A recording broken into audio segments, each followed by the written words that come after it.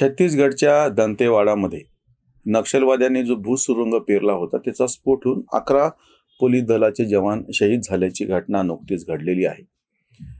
या निमित्तानं जो एक दुसराच गंभीर मुद्दा आहे, प्रत्यक्षामध्ये नक्षलवादी चळवळ जी आणि जशी चालू आहे आणि त्याचा बिमोड करण्यामध्ये फार मोठ्या प्रमाणात यश एकूणच केंद्र सरकार म्हणूयात आपण, वेगवेगळी राज्य सरकार आणि केंद्र सरकार मिळून यांना आलेलं आहे.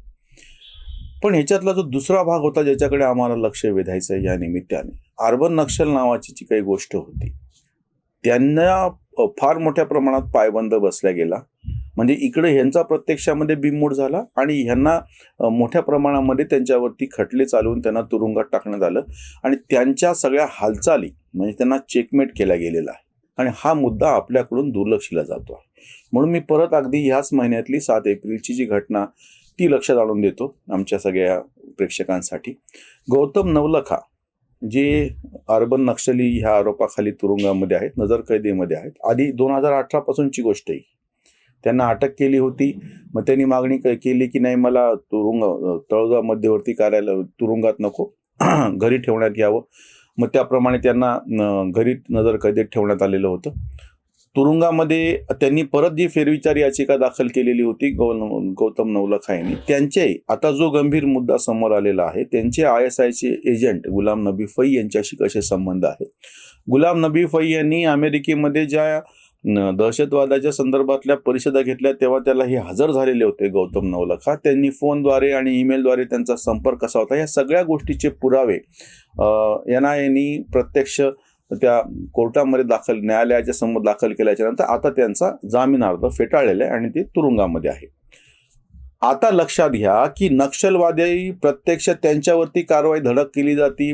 आपले जवान प्राण पणाला लावून त्या ठिकाणी हे करतात. कितीतरी जणांचे प्राण त्या सगळ्यामध्ये गेलेले. पण फार मोठ्या प्रमाणामध्ये नक्षलवाद्यांचा बिमोड करण्यामध्ये यश आपल्याला आलेलं आहे. जी 5-6 राज्य नक्षलवादी प्रवण मानली जातात त्याच्यामध्ये महाराष्ट्राचा, विदर्भाचा जो एक पट्टा आहे, छत्तीसगड आहे, त्याच्यानंतर ओरिसा आहे, त्याच्यानंतर तेलंगणा आहे, पश्चिम बंगाल आहे आणि झारखंड आहे. अशी हे 5-6 राज्य आहेत की जास्त करून या ठिकाणी नक्षलवादाचा धोका कसा आहे आणि तो सगळा जो प्रवण भाग आहे, अबुजमाड म्हणून जो परिसर म्हणतात, तो सगळा याच्या मध्यभागी येतो आणि ह्या सगळ्या परिसरामधला हा दहशतवाद आहे. आता जो आमचा आरोप आहे की मला तर जाणीवपूर्वक या ठिकाणी तो आक्षेप नोंदायचा आहे किंवा आरोपच करायचा आहे की जेव्हा जेव्हा डाव्यांचं आणि काँग्रेसचं राज्य असतं तेव्हा तेव्हा नक्षलवादाला बळ मिळतं आणि ह्या अर्बन नक्षलींचे कौतुक नेमके काँग्रेस आणि डाव्यांच्या राज्यात केले जातात. मी आधी तुम्हाला ह्या अर्बन नक्षलचं उदाहरण देतो. हेच गौतम नवलखा, सुधा भारद्वाज, वरवरा राव, स्टेन स्वामी, तुम्ही सगळी नावं आठवा. कॉम्रेड सुधीर ढवळे, आपल्याकडचे कट्टर नक्षलवादी असलेला मिलिंद तेलतुंबडे, तो तर चकमकीमध्ये ठार झाला. त्याचा सख्खा भाऊ आनंद तेलतुंबडे हा कसा प्राध्यापक आहे, कसा विद्वान आहे, त्यांनी मोठे मोठे पुस्तक कशी लिहिली, ही कौतुकं हे सगळे ज्यांना आम्ही लिब्रांडो म्हणून ट्रोल करतो ती कशी करायची. आणि हा आनंद तेलतुंबडे ज्याच्यावरती वॉरंट होतं, सरेंडर व्हायला सांगितलं, तो सरेंडर झाला नाही पोलिसांना आणि शेवटच्या दिवशी नेमके तेव्हा 14 एप्रिल आंबेडकर जयंती आलेली होती. 2021ची गोष्ट आहे. नोव्हेंबर 19 पासून ते 21 पर्यंत 14 महिने यांनी न्यायालयाचा खेळ केला. जामीन मागणे, वाढवून घेणे, असंख्य गोष्टीवरचं न्यायालय, ख्यालचं न्यायालय करत करत जेव्हा शेवटी पोलिसांना तुम्ही शरण जा असं न्यायालयाने खडसावून सांगितलं, तेव्हाही ह्यांनी शेवटपर्यंत टाळाटाळ केली आणि शेवटचा दिवस मुद्दाम निवडला. आणि तेव्हा अशा पद्धतीच्या बातम्या पेरल्या की बघा, बाबासाहेब आंबेडकरांच्या नातवाला बाबासाहेब आंबेडकरांच्या जयंती दिनी मुद्दाम कशी अटक करण्यात आली. त्यांना अटक करण्यात आलेली नव्हती, शरण जा म्हणून सांगितलं होतं, ते गेले नाही. शेवटचा दिवस होता. प्रकाश आंबेडकर त्यांचे मेहुणे त्यांना झक मारत त्यांना हाताशी धरून पोलिसांच्या तुरुंगात म्हणजे ताब्यात द्यावं लागलेलं होतं. किंवा दुसरं एक तुम्हाला मी उदाहरण सांगतो. मराठीतले कबीर कला मंच या नावानं सचिन माळी आणि शीतल साठे हे जे जोडपं होतं, ते लहान लेकरू बरोबर घ्यायचे, त्यांचे गाणे म्हणायचे, त्यांचे कौतुक करायचे, त्यांना साहित्य संमेलनात बोलवायचे. हे सगळे अर्बन नक्षलवादी असलेले ह्यांच्यावरती ह्यांचे नको ते कौतुक सगळ्या पुरोगामी वर्तुळामध्ये केल्या गेली. आनंद तेलतुंबडेचं कौतुक झालं, यांचं लेखकां शाहीर म्हणून त्यांचे कौतुक झाले, त्याचं पुस्तक प्रकाशित झालं सचिन माळीचं.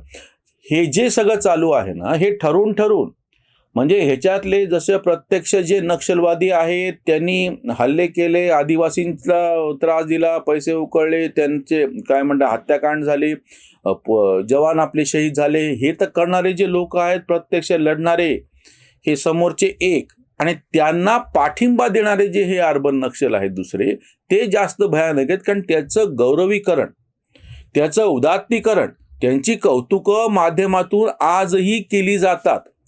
तुम्ही लक्षात घ्या, ह्या सगळ्या देशविरोधी शक्ती ज्या आहेत, ISIच्या गुलाम नबी फैची तुमचा संबंध असण्याचं कारण काय? एक मुद्दा आम्ही वारंवार असा मांडतो आहोत की जी काही आंदोलनं अशी ती एखाद्या विषयापुरती नाही आहेत. कृषी कायद्याच्या विरोधातलं आंदोलन असो किंवा CAAच्या विरोधातलं आंदोलन असो, ह्याचा त्या विषयाशी अप्रत्यक्ष संबंध आहे. प्रत्यक्षामध्ये ही सगळी आंदोलनं अशा ज्या सगळ्या देशविरोधी, लोकशाही विरोधी ताकद ज्या आहेत, ज्या शक्ती आहेत, आणि कुमार केतकर निर्लज्जपणे ज्या आंतरराष्ट्रीय कटाचा उल्लेख करतात, उलटा हा आंतरराष्ट्रीय कट आहे. आणि हे सगळे लोक ह्या आंतरराष्ट्रीय कटाचा भाग आहेत की जे या सगळ्या अर्बन नक्षल्यांचं कौतुक करतात, त्यांचा गौरव करतात, त्यांचं प्रतिमा इतकी मोठी करायचा प्रयत्न करतात. आणि हे सगळे अर्बन नक्षल प्रत्यक्ष नक्षलवादी चळवळ कशी वाढावी, लोकशाही कशी, ह्यांचा मुळात लोकशाहीवरती विश्वास नाहीये. नक्षलवादी चळवळ तर नंतर आली, मुळात जे कम्युनिस्ट आहेत जगभराचे त्यांचा लोकशाहीवरती विश्वास नाहीये. लक्षात घ्या, हिंसा ही गोष्ट त्यांच्यासाठी अतिशय सहज सोपी आहे. त्याच्यामुळं जे कोणी यांचं कौतुक करतात त्यांनी ह्याचं उत्तर द्यावं की अतिशय स्पष्टपणे त्यांनी लोकशाही नाकारलेली आहे सगळ्या कम्युनिस्ट चळवळींनी. नक्षलवादी चळवळ नंतर आली, स्वतंत्र भारतामध्ये एक उपेक्षित घटक राहिलेला आहे, त्याला न्याय भेटत नाही अशा नावाखाली म्हणून ही नक्षलवादी चळवळ वाढली आणि त्यांना ह्यांनी त्यांचे कौतुक केले. आता जेव्हा की आदिवासी मोठ्या प्रमाणात मुख्य प्रवाहामध्ये आलेले आहेत, या आदिवासींना आजही भडकवायचं काम हे डावे पुरोगामी लिब्रांडू अर्बन नक्षल आजही करतात. हे जेव्हा लाल वादळ नावाचे मोर्चे काढतात ना शेतकऱ्यांच्या नावाखाली म्हणून, प्रत्यक्षामध्ये आदिवासी शेती करत नाहीत. आदिवासींचा शेतीशी संबंध अप्रत्यक्षरित्या आहे. आदिवासी ही भटके आहेत. जंगलातली जी काय म्हणते आपण वनसंपत्ती म्हणतो, मध असो किंवा बाकीच्या गोष्टी असो, मोहाची फुलं असो, या असंख्य गोष्टीवरती जगतात, गुजराण करतात. दूध दुभते जनावरं आणि शेती यांचा आदिवासीशी संबंध येत नाही. त्याच्यामुळे मुळात जेव्हा डावे हे शेतकरी चालणार आणि शेतकरी मोर्चे नेमके आदिवासी भागातून मुंबईकडे येतात, तेव्हा त्याच्या मागचं कट कारस्थान लक्षात घ्या. या सगळ्या गोष्टी एकमेकांशी जुळलेल्या आहेत. शेतकरी आंदोलन जेव्हा ते शेतकरी कृषी कायद्यांच्या विरोधामध्ये जेव्हा दिल्लीला वर्षभर आंदोलन झालं, बरोबर त्याला पाठिंबा देण्यासाठी म्हणून ही जी डावी शेतकरी चळवळ आहे ती बरोबर त्यांचे लोक तिकडे गेली होती. एरवी जे कधीही शेतकऱ्यांच्या बाकीच्या मागण्यांसाठी समोर आलेले नाहीत, हे शेतकऱ्याचा संप घडून आणतात. जेव्हा प्रत्यक्ष शेतीच्या काय म्हणता येईल त्याला शेत जमिनीच्या दुरुस्तीचे कामं असतात, आता इथून पुढं मृगाचा पाऊस पडेपर्यंत, तेव्हा हे मोर्चे काढतात. पायी मोर्चे काढायचे, त्या आदिवासींच्या पायाचे फोटो दाखवायचे आणि त्याला कसे फोडाले सांगायचं. फक्त एक मोर्चा निघू शकला, त्याच्यानंतर आज तागायत परत मोर्चा निघाला नाही, फक्त जाहीर करतात. मग मुख्यमंत्री त्यांना बोलून घेतात आणि त्यांचा मोर्चा जिरून जात. पण त्याचा आव इतका मोठा आणतात. म्हणजे कृषी कायद्याला पाठिंबा देणारे त्याच्यामध्ये घुसलेले हे सगळे अर्बन नक्षल असोत, CAAच्या कायद्यातले असोत, CAAच्या त्या आंदोलनातले असोत, किंवा आता सुद्धा हे किसान मोर्चा काढणारे असोत, हे सगळे एकच आहेत. या सगळ्यांनी लोकशाही विरोधी ज्या सगळ्या शक्ती आहेत त्यांना पाठिंबा दिला. मग त्याच्यामध्ये पाकिस्तान धार्जिणे आहेत, त्याच्यामध्ये चीन धार्जिणे आहेत, त्याच्यामध्ये खालिस्तानी आहेत. म्हणजे तुमच्या असं एक लक्षात येईल की सातत्यानं हे आधीपासून चालत होतं, फक्त 2014च्या नंतर त्याला राजकीय टोक आलं. राजकीय दृष्ट्या ज्यांना आता सत्ता मिळणं शक्य नाही असे जे विरोधी पक्ष आहेत त्यांनी आपलं पाठबळ यांच्या पाठीशी लावलंय, हा आमचा आरोप आहे. आताही हे जे 2 प्रकरण आहेत की ज्यांनी आता नक्षलवाद्यांनी हा हल्ला केलेला आहे, 11 जवान शहीद झालेले आहेत. आता ह्याच्यानंतर त्याच्यावरती कारवाई केली जाईल. बरोबर तेव्हा हे जे आता इतके 11 जवान शहीद झालेत, कोणीही आपली दातखिळ यांची उचकटत नाही. पण उलट जेव्हा केव्हा आता नक्षलवादी मारल्या जातील ह्याच्यानंतर, किंवा मिलिंद तेलतुंबडेच्या नंतर कशा आणि पद्धतीचे यांचे प्रतिक्रिया उमटले, त्याचा खात्मा झाल्याच्या नंतर तुम्ही बघा, किंवा आनंद तेलतुंबडेला जेव्हा पोलिसांनी ताब्यात घेतलं तेव्हा ह्यांनी कशी छात्या पिटल्या होत्या. सचिन साठे आणि शीतल माळीच्या नावाने हे कसे रडत होते. म्हणजे तुम्ही एक लक्षात घ्या की ही सगळी हाच एक प्रकारे सगळा जो कट आहे, जो लोकशाही विरोधी आहे, आणि हे सगळे धागे एकमेकांशी जोडतात.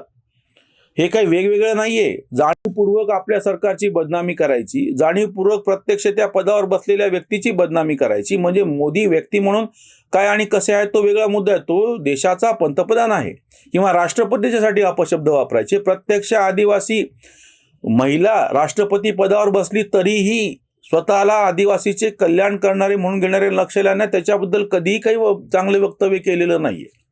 त्याच्यावरची ही उसंतवाणी. दंतेवाडामध्ये नक्षली थैमानं 11 जवान शहीद ते. देशाच्या पोटात कॅन्सरची गाठ अजूनही पाठ सोडेची ना. काँग्रेसी राज्यात नक्षली गरम धोरण नरम पदोपदी. कारवाई हवी धोरण कडक मोहीम धडक राबवाती. यांचे पाठीराखे अर्बन नक्षल बुद्धीचा चिखल करतीजे. ओळखा लिब्रांडू पुरोगामी खूळ उपटा समूळ विषवल्ली. कांत जवानांच्या हत्येचा घ्या सूड लागो पुरी चूड नक्षलींना. या हत्येचा सूड तर जरूर घेतल्या जाणार, कायद्यानं घेतल्या जाणार.